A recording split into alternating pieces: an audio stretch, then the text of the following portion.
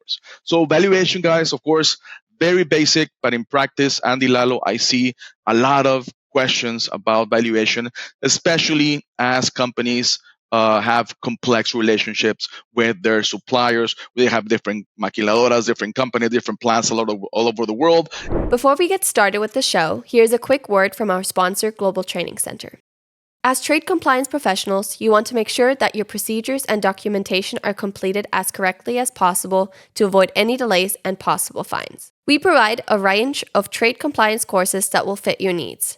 From in-person or web training to recorded on-demand courses, we can train one or even thousands on your team through your learning platform or on our portal. We can even customize a private session for your team. Go to globaltrainingcenter.com to find out more. Adrian, our next guest, is on the U.S.-Texas border. He is a U.S. customs broker. Go ahead. Let's go ahead and get started because I know you have a lot of content to cover. Yeah, thank you, Andy, Lalo. Great being with you guys, and I'm seeing you everywhere, all the best events. So I'm always a pleasure to see you guys. So yeah, I wanted to start sharing my my screen here. And by the way, if y'all are listening to this and you want to see the screens, go to our YouTube channel because we have the screens and it's like a webinar. Hey, a free webinar, everybody. So basically, I'm going to speak a bit about importing into the U.S., which may seem or it is sort of like a basic matter, right? And many of your viewers, Lalo, may think, well, this is so basic. I mean, I know this. I do this every day. So what is it to it, right? Well, I mean, let's talk about it, right? Because there are many aspects that in practice can be very complicated and can be very complex. And I always like to talk about the basics because then we know and realize that the basics are not so basic, right? Once we start discussing and looking at the details, I'm always like to give out my info just in case you guys have any questions and want to reach out with anything that you're seeing. We're also on social media, so this is our QR code. I mean, I guess you guys can pause it, and if you guys want to subscribe to our newsletters, social media, we love to see you guys there as well. So we start with from the beginning, of course, reasonable care. Evidently, customs asks all importer to exercise what they describe as reasonable care when providing customs any information related to classification, valuation, duties, and admissibility. And they define it as reasonable, but I think in practice it goes beyond reasonable, right? It just means to do everything that is necessary to give customs correct and accurate information. So I've never heard someone say, well, it was not reasonable for me to give out the right classification or valuation. That's not going to fly, right? So we need to do what's reasonable and go beyond that. So I think that's the beginning, and that's the importance of that importers need to remember that when they're dealing with customs, they need to provide correct and accurate information always, right? And these are the main focus, but there are many others that we will continue discussing, of course.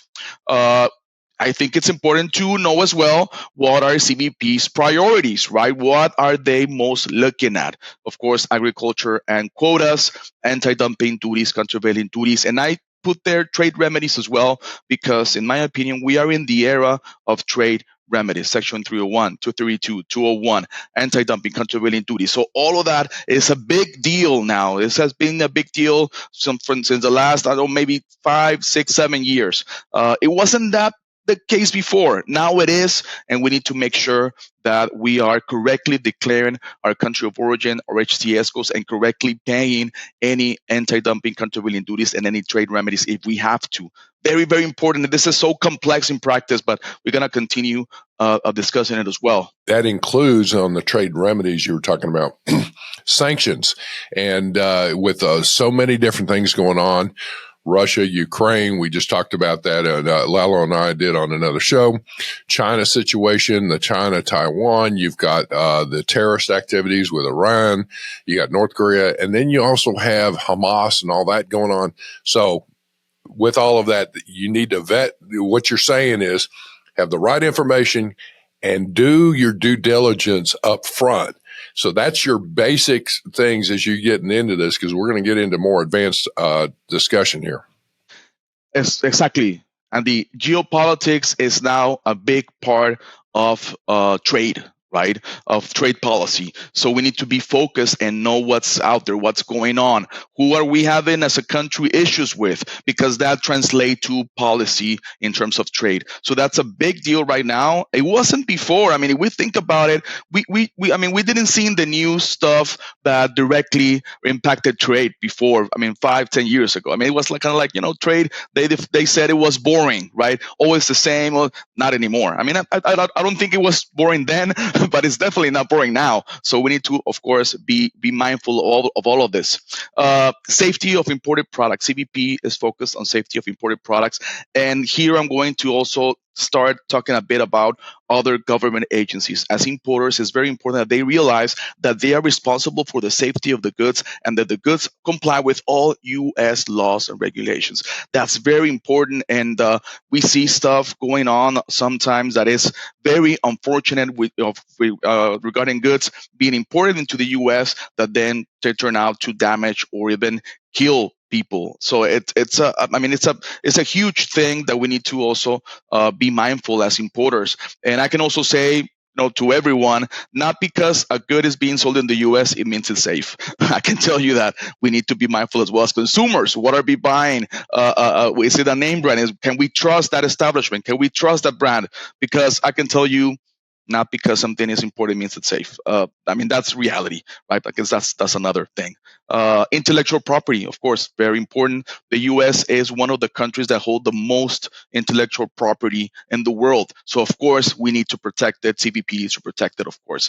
Revenue, money is coming in. A big deal now, much more now than before. There are a lot of duties to be collected. Now CBP wants to collect them as well, and that's important. The first agency, or the foremost agency in collecting revenues in the U.S. is the IRS. The second one is CBP. That sounds rather reasonable once we think about it. Textiles and apparel, free trade agreements, and special programs. And another one that I add, forced labor. This is not officially a CBP priority, but I think it now is, right, along with trade remedies. So and of course, as you mentioned, Andy, export controls, sanctions, geopolitics, I think all of that becomes as well a priority. Even if it's not official, I think we also need to keep that in mind. So very, very important. So now, before importing to the U.S., what do we need to know? What do we need to talk about? Customs brokers. I think we should talk a bit about customs brokers. We are, of course, intermediaries between customs and the importer, and we do what is referred to as customs business. Right, so that is what we do.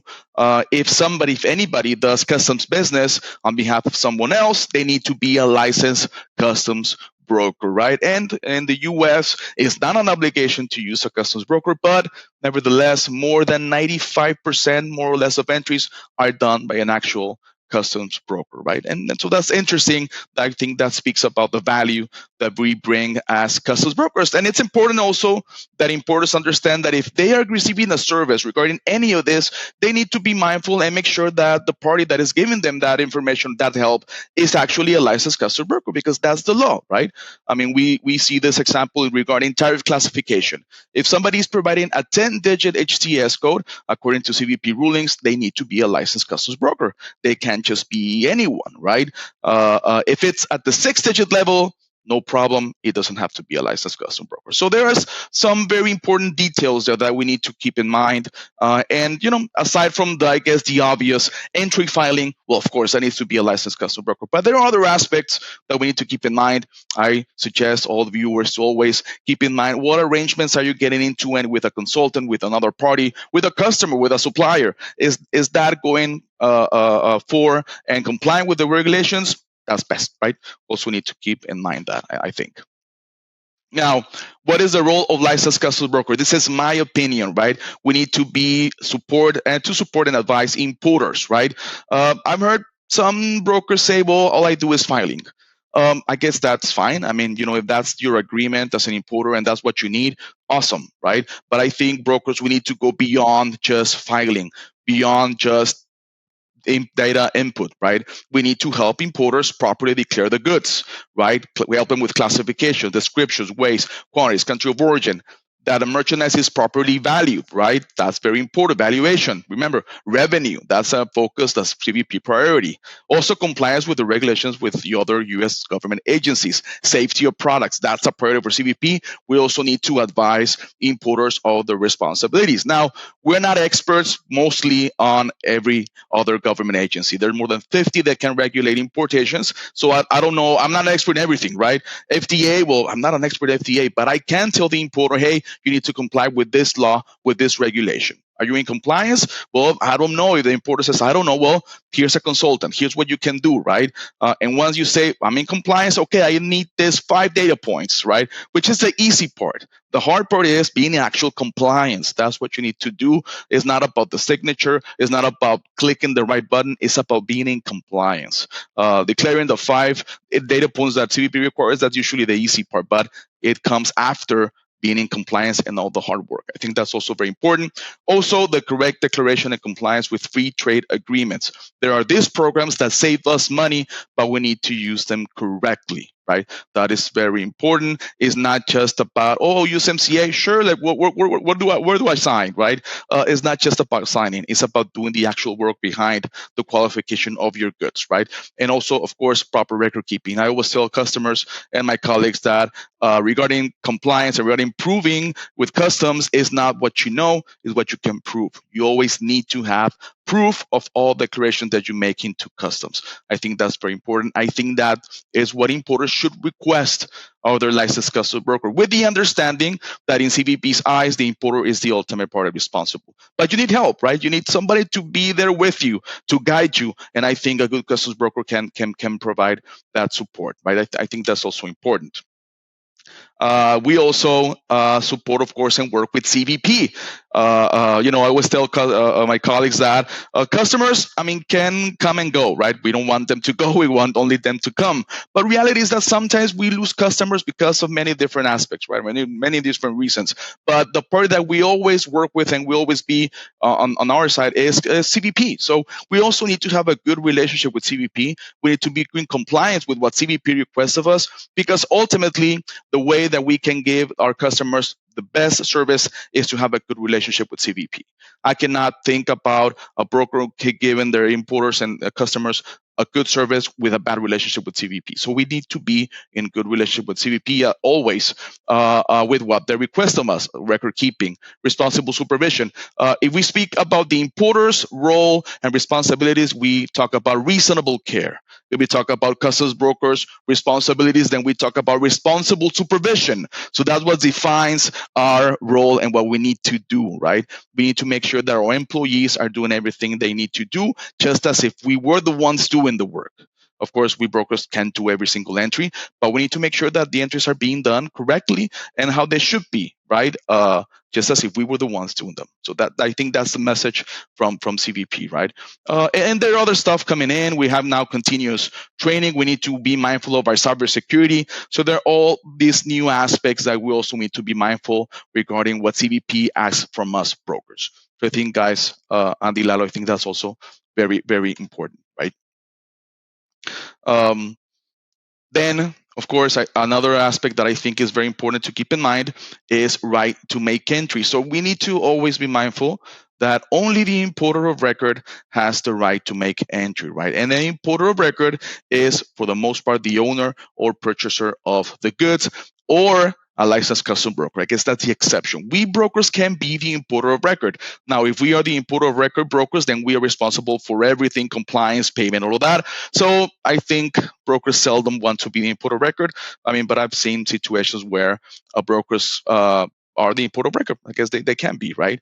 CBP also makes it very clear that a nominal consignee cannot be the importer of record, but that they can designate a customs broker. Nominal consignee being usually a carrier, a trucking company, somebody that is just moving the goods, right, a full order. If they're not a broker, then they are considered a nominal consignee. They cannot be the importer of record, right? So I think that's important. And in essence, owner and purchaser means any of the following. It means that the party has sufficient financial interest. And that's where we see the rulings go when CBP gets asked about right to make entry. They analyze if the party has sufficient financial interest. Of course, the Incoterm the terms of sale are relevant, right? At the moment of importation, who owns the merchandise, who's the seller, who's the buyer. That's very important. That's also very interesting. And it gets complicated when we have multiple parties to the transaction. We have a plant in Mexico that sells to a company in Hong Kong. That company in Hong Kong sells to a company in Panama, and that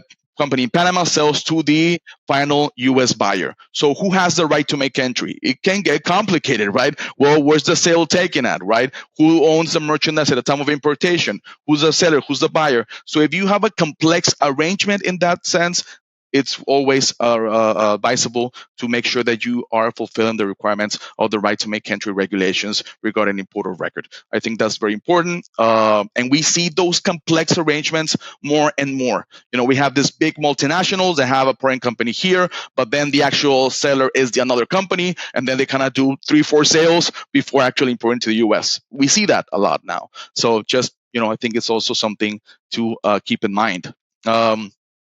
So what else? Also, customs bonds. So the way the CBP makes sure that the importer fulfills all the responsibilities and that they're going to pay what they owe is via a customs bond, right? A custom bond, which is sort of like an insurance that benefits the U.S. government. It doesn't benefit the importer; it benefits the U.S. government, right? So that's also a requirement. We see that, of course, companies that import every day, they will usually have what is referred to as a continuous bond, which is a bond that is valid for a whole year. And if there's a company that imports every now and then, once a year, twice a year, well, they may go with the single entry bond, right? Very important aspect as well. It's very important that also importers understand their responsibilities under the bond. They have a contract, they have an agreement with customs that they will present the merchandise, that they will fulfill all the requirements, that they will present all the information, that if CBP finds that they are not in compliance, that they will return the merchandise to CBP's possession. So all of that is very important to know. And another aspect that is also very important is having the right bond amount. We see sometimes companies that are now paying more duties, and it turns out their bond is not covering the amount of duties that they owe at a certain time. And CBP doesn't like that. So my suggestion is always make sure that your bond amount is always above what you owe CBP at any given time, right?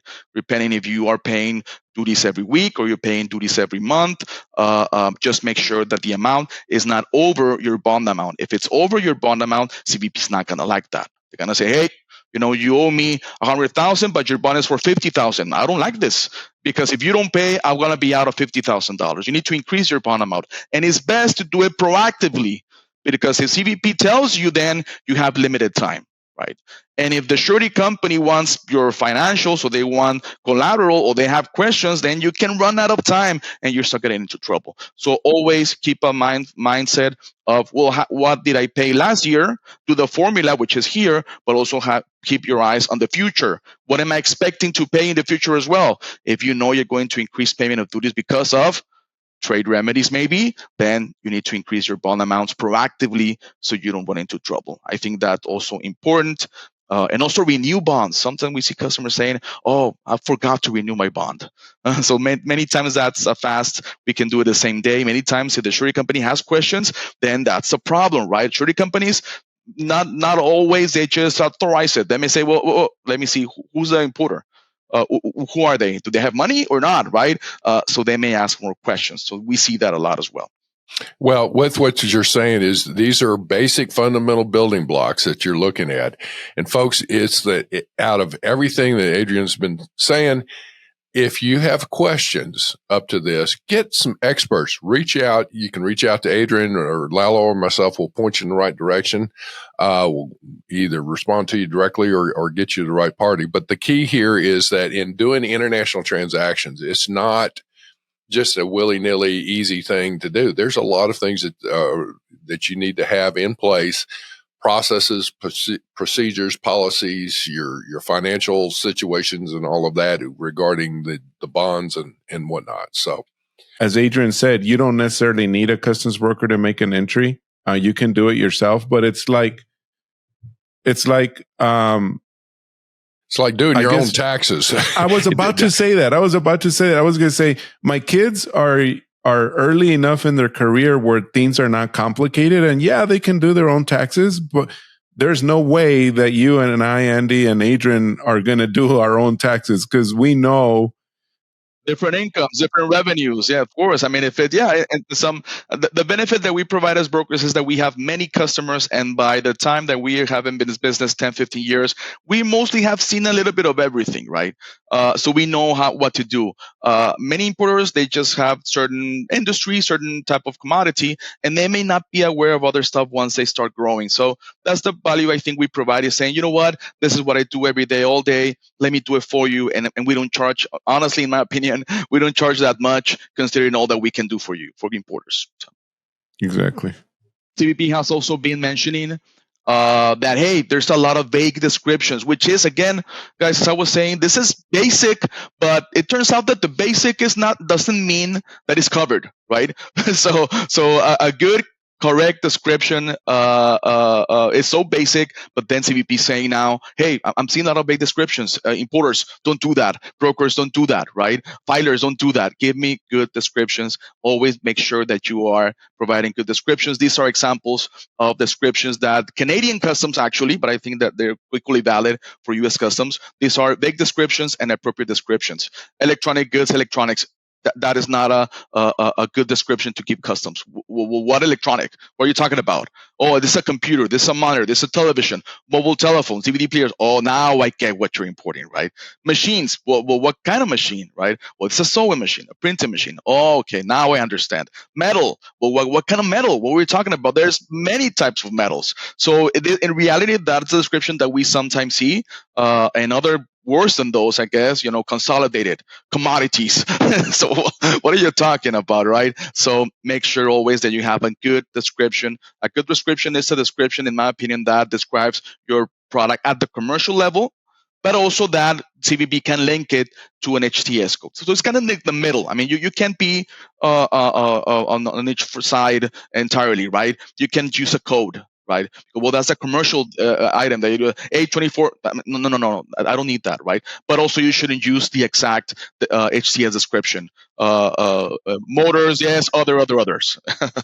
After this is that one of the largest use descriptions that is not appropriate is parts. There's always parts.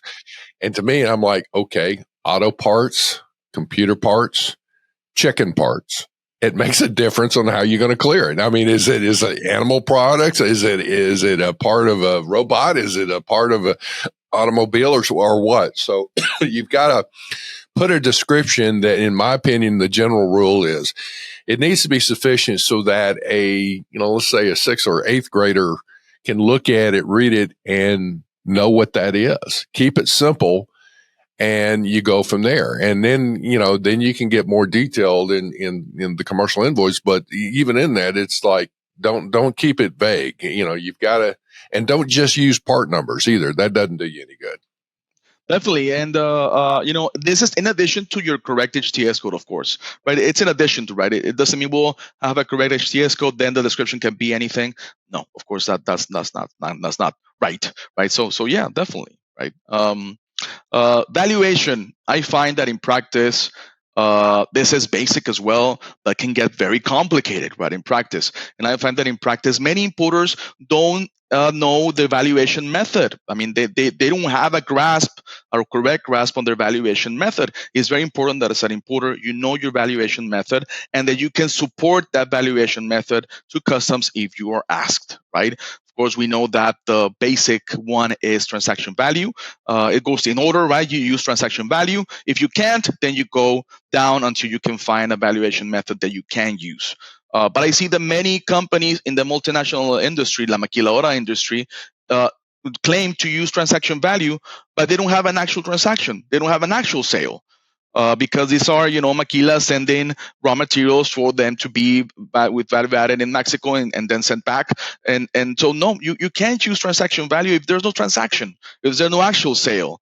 You need to use another method, right? And then many companies use computed value, which in my opinion is sort of like the simulated transaction value. You get all your costs, everything you put it together, you tell customs, you know what, I don't have a sale, but if I would be selling the goods, this is the value that I would give it. And it's going according to regulation, of course. So valuation, guys, of course, very basic, but in practice, Andy, Lalo, I see a lot of questions about valuation, especially as companies have complex relationships with their suppliers. They have different maquiladoras, different companies, different plants all over the world, and it gets complicated. So always have a good grasp on your valuation method. And if you need to, use the reconciliation prototype, right? Which is where you tell customs, hey, at the time of entry, this value is provisional. This is the best I have. But customs, I promise I will give you the exact amount at a later date, and I will do it, right? That's what reconciliation is for.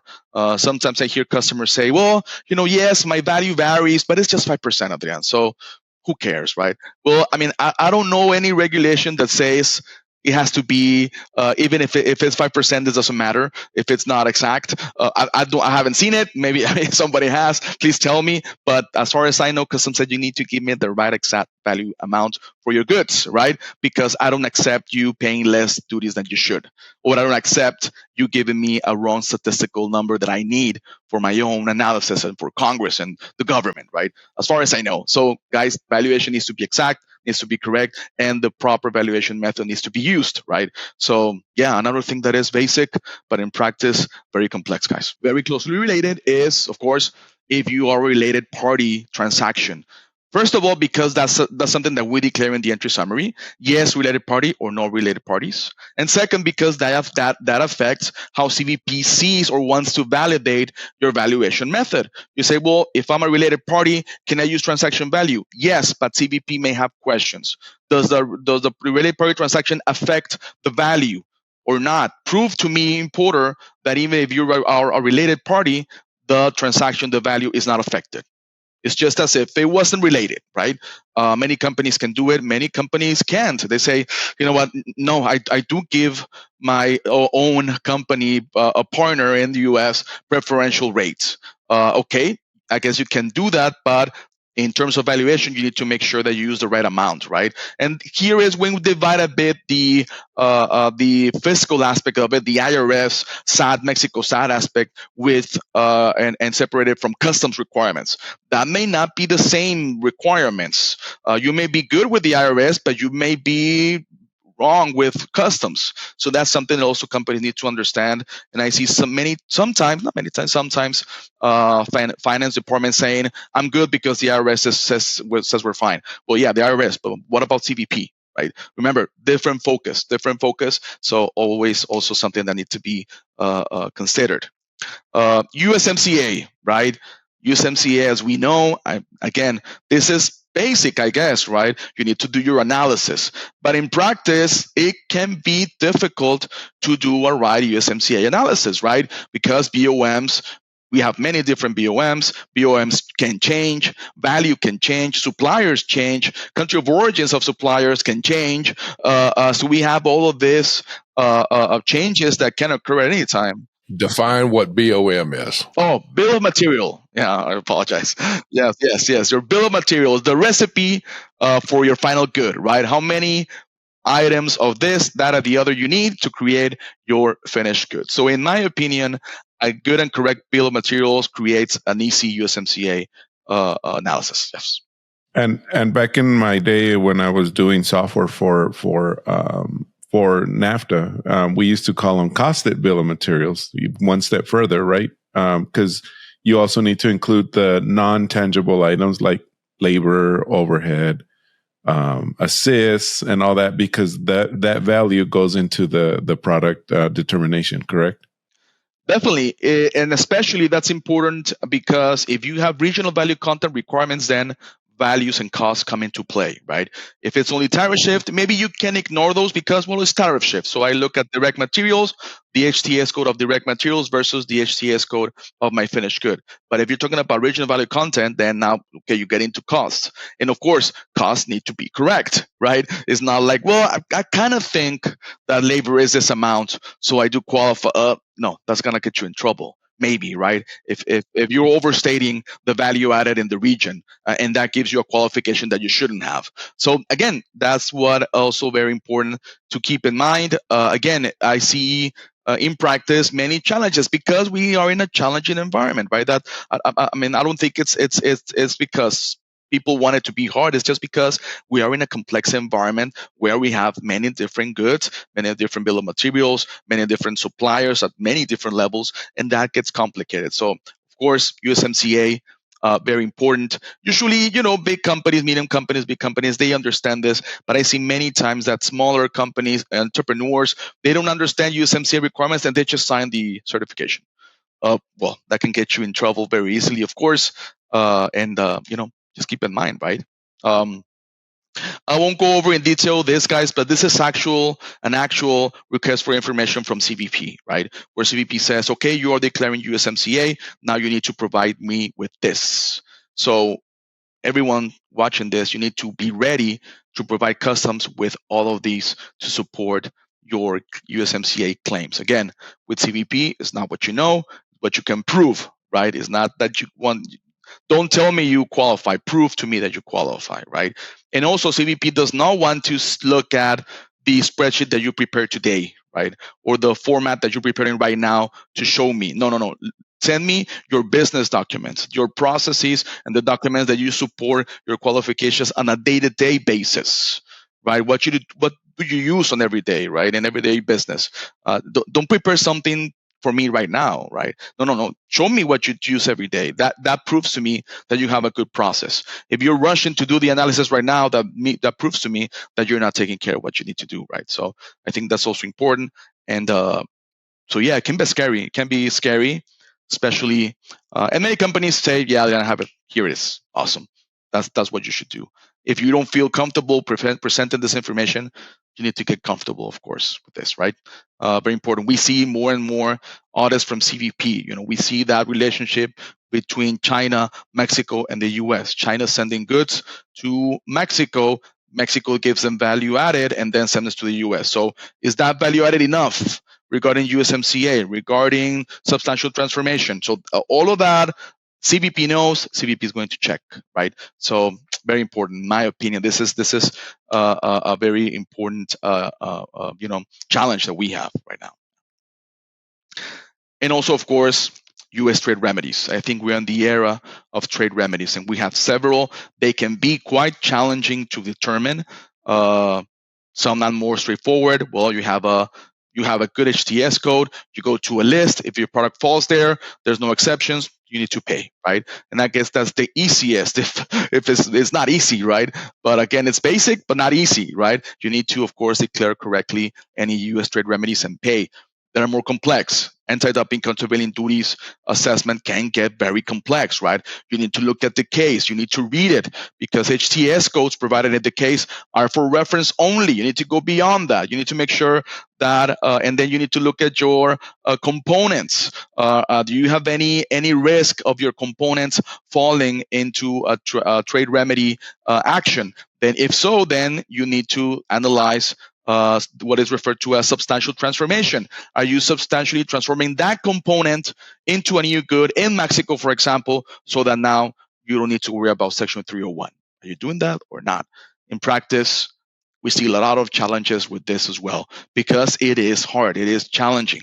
Substantial transformation, it is case-to-case analysis, case-to-case basis, and it can get very, very complex. We have others, Section 232, Section 201. There's a lot of pressure in the steel and aluminum industry right now in Mexico. So, very interested in this, guys. I'm sure we can do a whole seminar on each slide, maybe. But again, these are the basics that are not so basic, right? I've shared with you, with your viewers, some consultation tools to further research and check their goods and make sure that is if you need to declare something, you declare it. Me as a customs broker, if you say that a good is country of origin Mexico and you don't tell me more, then I won't know that is subject to a trade remedy. I need importers to tell me or ask me, right? Same with anti-dumping countervailing duties. We do get warnings, right? But it's like, well, here's the warning, importer. I mean, you want me to act on it or no, I'm good. Okay. I mean, again, we are brokers. We're here to help, but at the same time, we're not enforcers, right? I mean, I won't go there with the importer and grab them and say, "Are you sure?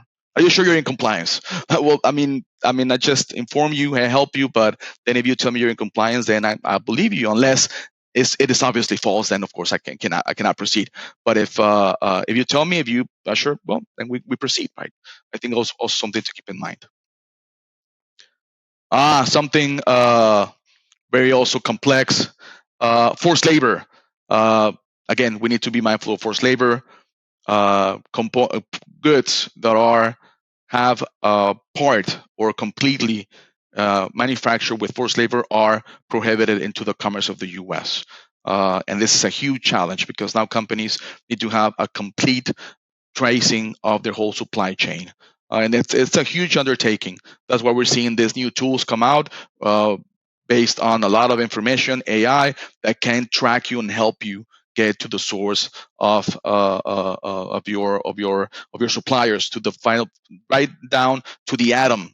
That this is directly coming from CBP. You need to know right down to the atom that you're good. Make sure your good is not manufactured with forced labor at the atom level. So that's also to keep in mind. This is becoming more and more of an issue where the enforcement is ramping up in greater efforts on dealing with forced labor. So it's one of these that, again, you do your basics. As we're getting into that, you're going to have to prove that your goods were manufactured with good manufacturing practices and all that, and not the use of forced labor. You can't do that if your goods are stopped at the port and you're just now checking things out. You've got to go through, as what we're talking through here is some of the basic fundamentals. And this is a big factor now that should be a fundamental, where you are vetting your suppliers and your products and the components of those products, and where are they going through your tier 1, tier 2, and tier 3 type suppliers. You're going to have to work with your manufacturer all the way down. So yes, very, very important. And yes, this is a big challenge for sure. And what are the focus CVPs? Here are some goods that I know are CVPs focused. But again, we shouldn't wait for CVP to tell us. CVP wants importers to be proactive, making sure that they don't have any good in their supply chain manufactured with forced labor. Again, very, very, very challenging. Here are other resources that I give viewers. They can access CVP's web pages, and I think also traceability tools, which even CVP uses them. So I mean, my suggestion is, well, use the tools that CVP uses, right?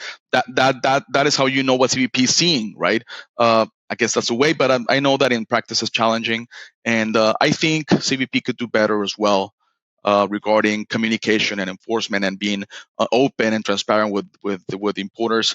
But I'm sure many people have pointed this out before, and I'm sure it'll get better, right? It'll get better once we get a better grasp of the requirements and the expectations. Other government agencies, we spoke about this already. There are many agencies, right? More than 50 can regulate importation of goods. Very important that importers make sure that they are in compliance. Compliance is not giving me, broker, the 2, 3, 5 data points that I'm asking. No, it's making sure that you're in compliance with the regulations and the law at the detailed level, right? And once you're in compliance, then giving me the information is easy, right? Usually just, okay, yeah. This is what you need to do. That's it. But again, the important part of this is to be in compliance. Statistically, the agency that regulates the most amount of goods in the U.S. is FDA. And we need to make sure that we're in compliance. Again, as brokers, we tell importers, hey, you need to be in compliance with FDA with this particular law. And you're in compliance? Well, yes, right? Well, what is the details of it? Can you tell me each? Well, maybe I don't have that expertise, but I can recommend a consultant that can give you that expertise. And then you can come back to me. And once you're ready, I can help you with the importation. So, that's what I try to do. We're not experts at the detailed level, but we should be able to tell you your responsibilities, at least at the CBP's perspective, at the federal level, to import goods into the U.S. So also important. Many people get surprised when they find out that certain goods are regulated by FDA, like a laser or plates or containers that go in contact with food. They are regulated. Cosmetics, that's a big new one. It has always been regulated, but now more requirements right now for cosmetics. And some people get surprised, right? Well, I guess that's our job as brokers to inform, but then importers need to do their own job in making sure they're in compliance. And again, I cannot speak about the importance of this. Very, very important. We have seen very unfortunate cases of people dying or getting permanent damage because of unsafe goods in the US. So we need to be very mindful and careful with this for sure. Preparing the shipment, MID, basic again, but we need to make sure that you're providing the correct MID. If you're in the textile industry, you will need to provide the MID of the actual manufacturer of the goods, the manufacturer that gives the goods its country of origin, in a few words. And we have the global the entity identifier, new program coming in the next few years. But my suggestion right now, get your DUNS number, your LEI identifier, and your GLN number. Get it now so you have it ready. Don't wait till the last minute once we have implementation, because I can tell you right now, these websites will get saturated, there will be delays, and everybody's going to be rushing. Do it now. Very important, the MID. Here's more information. And of course, if anyone wants to reach out, they can do so. Determination of country of origin. Very important that importers understand the difference between preferential rules of origin and non-preferential. Preferential, USM, such as the rules of the USMCA, or in Spanish, the MEC. Non-preferential, used for all other purposes. And CBP uses the substantial transformation standard. So if you are at risk that your good is subject to a US trade remedy, maybe because it was manufactured using a component that is subject to a US trade remedy, you also need to do what is referred to as substantial transformation, which in practice, substantial transformation is more important than maybe preferential rules of the USMCA, because a preferential rule can give you a 5% savings, a 10% savings, but if substantial transformation indicates that your good is considered a Chinese good, you may pay up to 25%, right? And if you are subject to anti-dumping countervailing duties, hundreds of percentages. So 400, 300% easily, right? Of course, anti-dumping countervailing duties, I put an asterisk because that we need to look at the case, the scope. We may need to ask the Department of Commerce. Gets a bit more complicated regarding anti-dumping countervailing duties. But again, this is, again, basic in essence, but in practice, very, very complex. I want to give you guys this slide as well. We have physical rules for marking, part 102 rules for marking purposes only. But if you're in the presence of possible trade remedies, such as Section 301, 232, 201, importers also need to do what is referred to substantial transformation. And you can get seemingly contradictory results, such as my good is physically marked as Mexico, but in this 7501 is Chinese for the purposes of paying Section 301, right?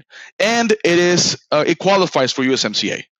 You can see that, and we do see that. So again, we need to have that mindset that we have three different analyses that can give us possibly or seemingly contradictory results. Hopefully, CBP fixes this in the future. They have this initiative of unifying Section 102 rules with substantial transformation requirements that can get better. But country of origin marking, very important to correctly mark your goods. Basic that we see sometimes not being done correctly. Marking should be done correctly as well. Crossing U.S. customs. Remember, crossing customs is just the start of everything, right? It doesn't mean you're off the hook. It doesn't mean the CBP authorized. It just means that CBP deemed it at the moment that your goods could be released. All the good stuff comes afterwards. Documentation, making sure that you'll have documentation that you need and that you present it. Please give us complete invoices, right? With everything that we need, and then we can have the entry for you in 5 minutes or less. But if the invoice is not complete, then we need to ask questions.